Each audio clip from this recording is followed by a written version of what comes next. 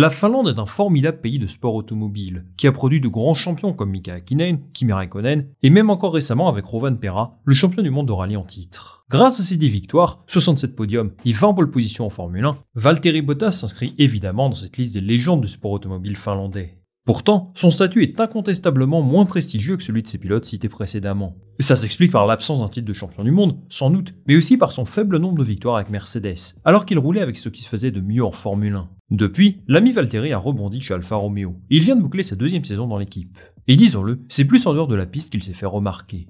Entre ses activités incessantes à vélo sur Strava, son engagement pour le Movember et la publication d'un calendrier où il affiche en postérieur, il faut dire que Valtteri n'a pas chômé en dehors des circuits de Formule 1 cette saison. Mais sur la piste, il y a des choses à retenir de Valtteri Bottas, et mine de rien, il est à un moment charnière de sa carrière. Il est en fin de contrat l'an prochain, et son écurie va connaître une grande révolution, qui pourrait avoir de vraies conséquences sur son avenir. Alors que retenir de la saison de Valtteri Bottas? Peut-il envisager son futur sereinement la saison prochaine, ou alors doit-il s'inquiéter? C'est ce dont on va parler dans ce nouvel épisode de 20 pilotes en 20 jours, c'est parti. Avant toute chose, il faut commencer par parler des attentes autour de Valtteri Bottas avant que la saison ne démarre. Bottas est arrivé dans l'écurie en 2022.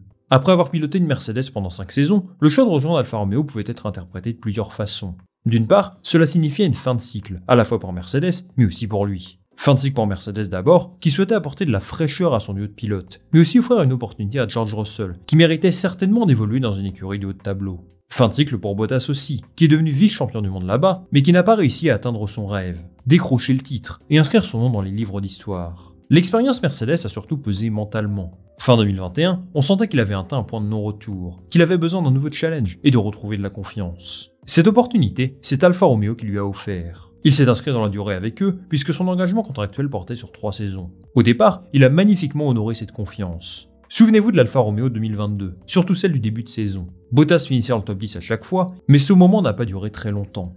Au fur et à mesure de la saison, la performance s'est effondrée, et leur championnat s'est terminé dans l'anonymat le plus total. Bottas a tout de même réalisé un premier exercice très convaincant avec eux. Il a largement dominé Guan Yu Zhou, et au vu de son expérience, on espérait le voir briller encore davantage cette saison.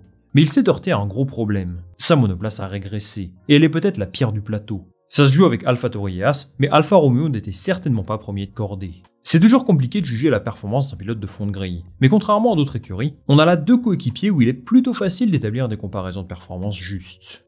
Bottas et Zhou évoluent ensemble depuis 2 saisons. On connaît les points forts et les points faibles de chaque pilote, et on a pu observer une évolution dans leur comportement avec cette monoplace. D'abord, regardons un petit peu ce que donnent les statistiques. Presque tout tourne en faveur de Bottas. 10 points à 6, 15 à 6 en qualif, et 13 à 8 en course. Sur le papier, il réalise une meilleure saison que son coéquipier, c'est clair et net. Maintenant, est-ce que les stats disent tout?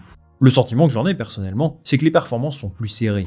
Le différentiel en qualification n'est plus aussi important, et Zhou s'est rapproché de Bottas, ce qui lui a certainement valu une extension de contrat.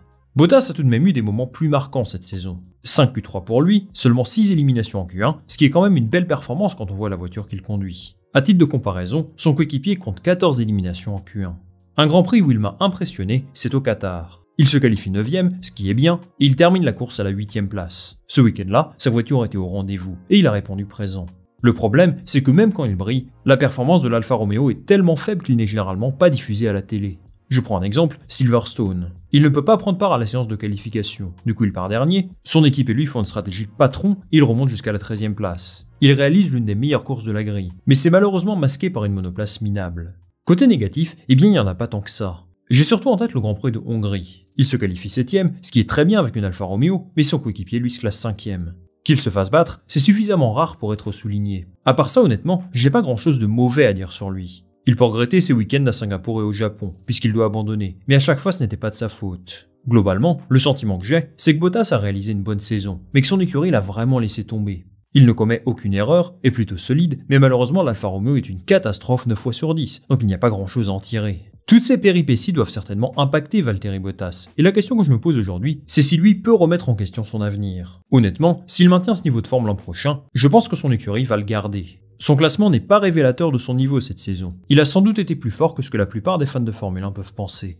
Je ne sais pas s'il pourra performer au même niveau l'an prochain, mais dans un environnement qu'il connaît bien à présent et dans lequel il semble épanoui, je l'imagine continuer à faire du bon boulot. En conséquence, la seule chose qui à mes yeux pourrait le faire reculer, ce serait une perte de motivation. Et à vrai dire, c'est possible que ça arrive. On connaît tous à présent les incertitudes autour du projet Audi, j'en ai parlé à plusieurs reprises sur la chaîne, et je vous invite bien sûr à voir ma vidéo sur le sujet si vous souhaitez en savoir plus. En termes d'attente pour lui la saison prochaine, eh bien c'est toujours compliqué à établir quand on pilote une voiture de ce niveau. Si l'on regarde ses chiffres en profondeur, on se rend compte que son année est meilleure que ce qu'elle paraît. À l'avenir, j'aimerais simplement un écart plus conséquent par rapport à son coéquipier, d'un point de vue statistique je veux dire. Parce que cette domination n'est pas vraiment illustrée par son bilan comptable, et au final, c'est ce qui compte pour son écurie. Compte tenu de ce qu'il a affiché cette saison, j'estime que Bottas mérite tout à fait sa place la saison prochaine. D'après ce que j'ai lu, il a l'air de vouloir poursuivre l'aventure en Formule 1 encore quelques années. Son objectif, c'est d'être là au moment où Audi deviendra officiellement actionnaire majoritaire, c'est-à-dire à partir de 2026, voire 2025. Maintenant, tout dépendra de ce que souhaite faire Audi. S'ils sont ambitieux, ils voudront peut-être recruter un pilote avec une aura un petit peu plus importante, et un passif récent en Formule 1 sans doute plus prestigieux que celui de Valtteri Bottas. Je continue de penser que leur cible numéro 1, c'est Carlos Sainz. Reste à voir si lui est intéressé par le projet.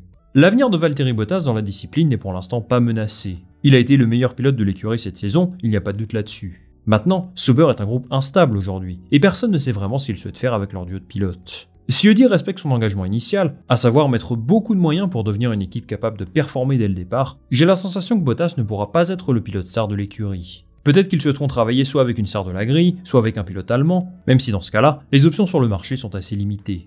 Comme pilote de F1 en activité, il n'y a plus que Nico Hülkenberg, et pas sûr qu'il ait l'aura pour incarner leur projet. En attendant, Bottas continue de réaliser de bonnes performances, qui ne sont malheureusement pas suffisamment mises en lumière. Avec une monoplace un tout petit peu plus performante, il aurait certainement bénéficié d'une couverture médiatique plus importante. J'espère sincèrement que Sauber lui offrira une meilleure monoplace la saison prochaine, pour qu'il nous montre qu'il en a encore sous le pied. Attention, derrière, Théo Pourchaire attend patiemment son tour. Alors il devra au moins maintenir ce niveau pour assurer sa place en Formule 1 pour quelques années encore. C'est fini pour cette vidéo les amis, merci d'être restés jusqu'au bout. Donnez-moi en commentaire votre avis sur la saison de Valtteri Bottas. Est-ce que vous l'avez trouvé bon, pas bon, extraordinaire, mauvais? Dites-moi tout, et moi je lirai tous vos commentaires attentivement. Si cette vidéo vous a plu, je vous invite comme d'habitude à liker, à la partager autour de vous, et bien sûr à vous abonner. Ça m'offre beaucoup de soutien et de visibilité, alors je vous attends au tournant. On va poursuivre cette série de vidéos dès demain avec un nouvel épisode. Salut, à la prochaine!